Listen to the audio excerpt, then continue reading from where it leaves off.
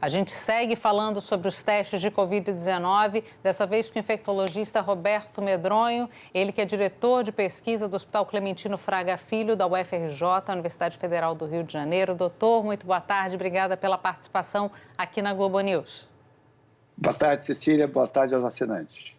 Vamos falar um pouquinho sobre a importância de testagem, doutor. A gente já conversou disso aqui na Globo News algumas vezes, só que a testagem no Brasil ainda é muito baixa. Vamos relembrar, temos 3.500.000 casos confirmados de pessoas testadas no país. A gente não sabe a situação de outras pessoas, a gente não sabe se a gente está em pouco mais de 1% de pessoas contaminadas no país ou se esse número é muito maior. Na verdade, esse número são casos confirmados, mas nem todos foram testados.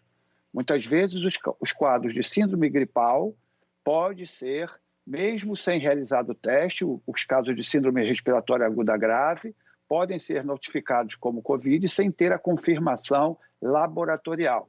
Então, nem todos esses casos foram confirmados laboratorialmente. Na verdade, nós temos um índice de testagem absolutamente baixo, um dos menores que tem no mundo. E isso é fundamental, porque a testagem, quando a gente identifica o indivíduo com o vírus através do exame nas narinas ou na orofaringe, né, identificado o vírus, essa pessoa precisa ser isolada e os contatos delas precisam ser testados. Dado positivo, elas também necessitam ser isoladas.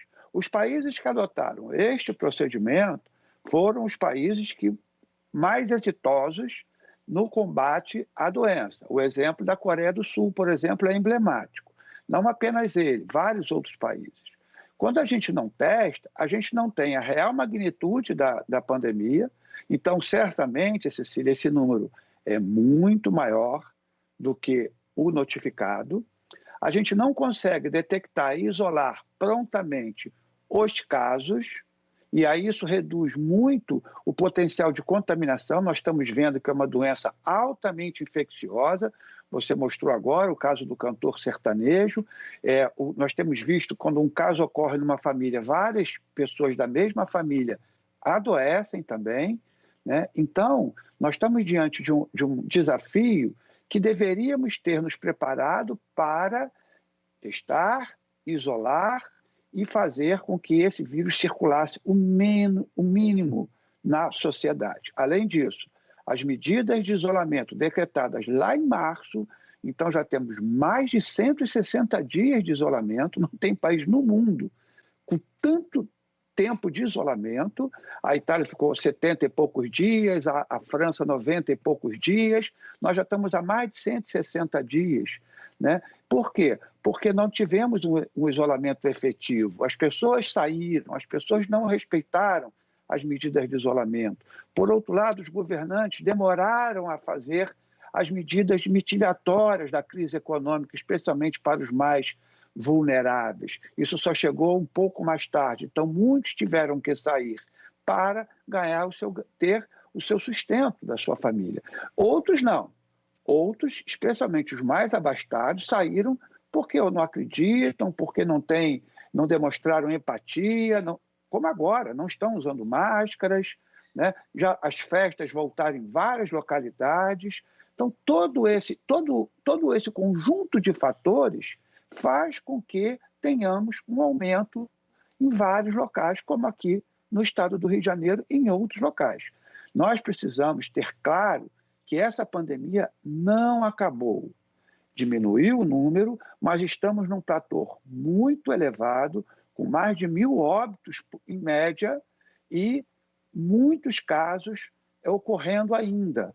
E mais, já temos decreto anunciando em vários lugares, inclusive aqui no estado do Rio de Janeiro, decreto anunciando que voltarão às escolas a partir do dia 14 de setembro. Como se a gente pudesse legislar uma pandemia por decreto, entende? Não é assim.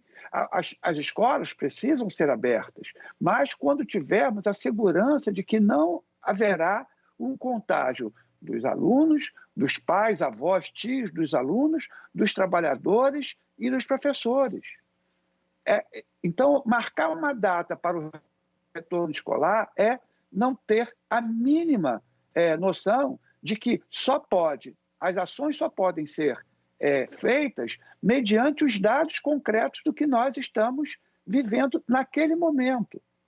E não é isso que nós estamos vendo em vários lugares, não apenas no Rio de Janeiro. Então, é um momento de muita preocupação, a vacina não chegará agora, a pandemia não ficaremos livres nos próximos meses, mas se nós tivermos a consciência de que a nossa vacina agora é manter o isolamento, evitar aglomeração, usar a máscara, higienizar regularmente as mãos, aí nós vamos ter um número muito menor de casos. Não acontecendo, nós vamos ficar com esse platô elevado durante muito tempo. E isso é muito triste, porque estamos falando de milhares de vidas.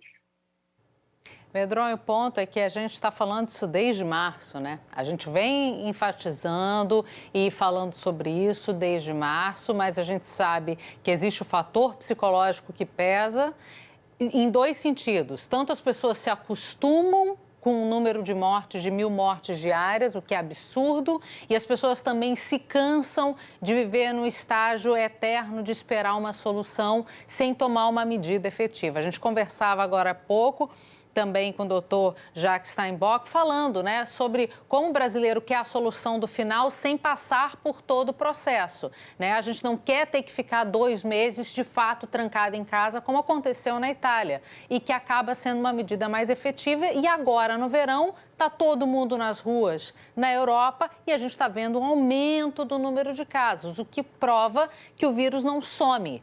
Ele arrefece, mas depois pode piorar de novo.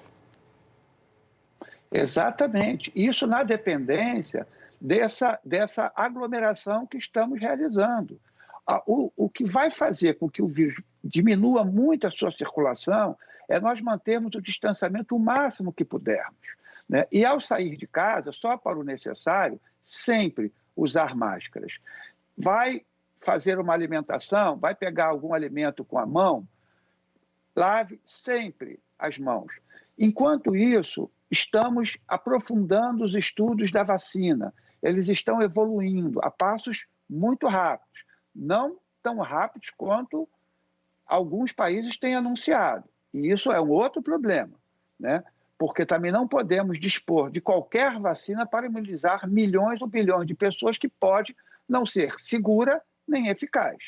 Mas, enquanto isso, cada um de nós tem que fazer o seu próprio papel, né? E as autoridades têm que estar alertas para proteger o bem-estar da população. Tenho visto também muitas aberturas e, às vezes, anuncia, volta atrás, que me parece muito mais fruto de pressões políticas e econômicas do que a visualização do que realmente está ocorrendo e qual a melhor medida do ponto de vista científico que tem que ser adotada. Então, isso também não pode contaminar esse processo. Todos nós temos que ter a clareza de que, para vencermos este vírus, enquanto não tiver a vacina, são essas as medidas. E o que é incrível é que isso não é mais por falta de informação. Não é, né? Todos têm recebido essa mesma informação, mas alguns até caçoam do vírus, né? Desafiam o vírus, como a gente vê em vídeos nas mídias sociais, em algumas festas, né? Isso é uma atitude, eu diria assim, pré-pasteriana, porque antes de Pasteur, antes de Robert Koch, nós não sabíamos que existiam germes. E aí não acreditava, a doença vinha do ar, por isso o nome malária, maus ares. Agora nós sabemos, ela vem de um ser diminuto, invisível ao olho humano, mas que provoca uma devastação no organismo de muitos, felizmente não de todos, de uma pequena minoria. Mas como ele é muito infeccioso, ele atinge milhões de pessoas, mesmo que a proporção seja baixa, a proporção de milhões acaba sendo milhares. E aí nós temos a quantidade de óbitos no mundo e no Brasil, que é muito grave. Deixa eu aproveitar que você falou sobre o comportamento das pessoas, doutor, para acrescentar ingrediente na nossa conversa, porque na Inglaterra o governo vai impor uma multa de até 10 mil libras para quem organizar festas raves e outras grandes aglomerações. Isso porque muitos britânicos têm desrespeitado as regras de distanciamento e organizado festas e eventos musicais. As reuniões em massa ainda estão proibidas no país por conta da pandemia da Covid-19. A gente vai ver essas e outras notícias da Europa para depois comentar com o doutor Medronho, com a correspondente Ilse Scamparini. Qualquer reunião ilegal de mais de 30 pessoas pode levar uma multa de 10 mil libras esterlinas, principalmente aqueles que organizam raves ilegais na Inglaterra. E as multas serão aplicadas a partir da próxima sexta-feira. As autoridades britânicas estão reprimindo reuniões ilegais. A Polícia Metropolitana recebeu informações de mais de 200 eventos em Londres nesse fim de semana. E desde julho foram mais de 1.000 reuniões ilegais. Isso acontece em plena onda de calor na Europa e em meio à flexibilização das restrições de bloqueio pelo país. Na semana passada, o primeiro-ministro Boris Johnson já tinha avisado de que novas multas deveriam ser introduzidas para os anfitriões de raves. A polícia fechou mais de uma centena de festas raves, incluindo uma com a presença de 600 pessoas num desses finais de semana. A ministra do Interior, Priti Patel, disse que essas reuniões são perigosas e aqueles que as organizam mostram um desprezo flagrante pela segurança dos outros. As multas para quem não usar máscara onde é obrigatório começam em 100 libras, mas quem for pego de novo com o rosto descoberto vai pagar 3.200 libras. A mesma regra de multa se aplica para quem participar de uma aglomeração ilegal. Outra questão em forte debate no Reino Unido é a volta às aulas. O consultor médico-chefe do país, Chris Whitt, disse que as crianças têm maior probabilidade de serem prejudicadas se não voltarem à escola no mês que vem do que se pegarem um novo coronavírus. Segundo ele, as chances de crianças morrerem por causa da Covid-19 são incrivelmente pequenas, mas perder as aulas prejudica as crianças no longo prazo. Uma afirmação que pode causar polêmica. Milhões de alunos na Inglaterra, país de Gales e Irlanda do Norte, devem retornar à escola dentro de algumas semanas. O professor Whitt também disse que a Covid-19 será um desafio pelo menos por mais 9 meses. E na Itália, as discussões sobre um novo lockdown não se esgotam. O ministro da Saúde, Roberto Speranza, ameaçou fechar o país se as regras não forem respeitadas. Mas o governo agora pensa em fechar apenas alguns setores da economia se os casos aumentarem muito e afirma que isolamento total nunca mais. Bom, isolamento total nunca mais a se ver, né? Porque a gente está vendo que o número de casos está aumentando. A Itália começou falando isso lá em fevereiro e teve que mudar de comportamento depois, porque não deu. Por exemplo, o prefeito de Milão, que a gente viu todo aquele contexto, ele negou, depois foi pedir desculpa e disse, não, por favor, fiquem em casa, porque não dá para a gente controlar a pandemia de outra forma. E a gente viu ali, no caso do Reino Unido, a questão do retorno às aulas que o senhor mencionou, né? As crianças, elas podem até serem menos atingidas pelo Covid, né, doutor? Mas elas podem transmitir a doença, e é aí que mora o problema. Sim. Primeiro, não por acaso, né? Lembremos, Milão não pode parar. Né, o que aconteceu na Itália. Boris Johnson, contrário ao isolamento, fazendo o chamado isolamento vertical. Acabou no CTI. Trump, desdenhando da doença. Aqui no Brasil também, o nosso presidente, contrário às medidas de isolamento. Não por acaso, esses países tiveram muitos problemas para ter o isolamento e agora, em alguns deles, voltando uma segunda onda. Então, nós precisamos despolitizar esta pandemia. Nós precisamos agir com a orientação da ciência. No caso das escolas, eu reconheço que é um problema muito grave, eu reconheço que realmente o impacto nas crianças é importante, mas, por outro lado, estudos têm mostrado que, embora as crianças evoluam para casos mais brandos, é verdade, muitas dessas crianças são grandes espalhadores da doença.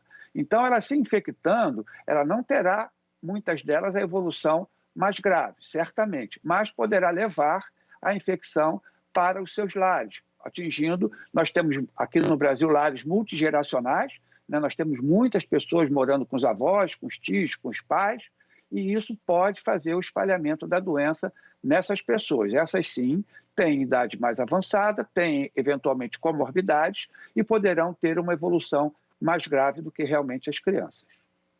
Já já a gente vai falar mais sobre educação aqui na Globo News, também sobre o retorno às aulas, sobre tudo isso, portanto, fique com a gente. Já já vamos conversar mais com o senhor também, doutor Medronha, agradeço pela participação aqui mais uma vez.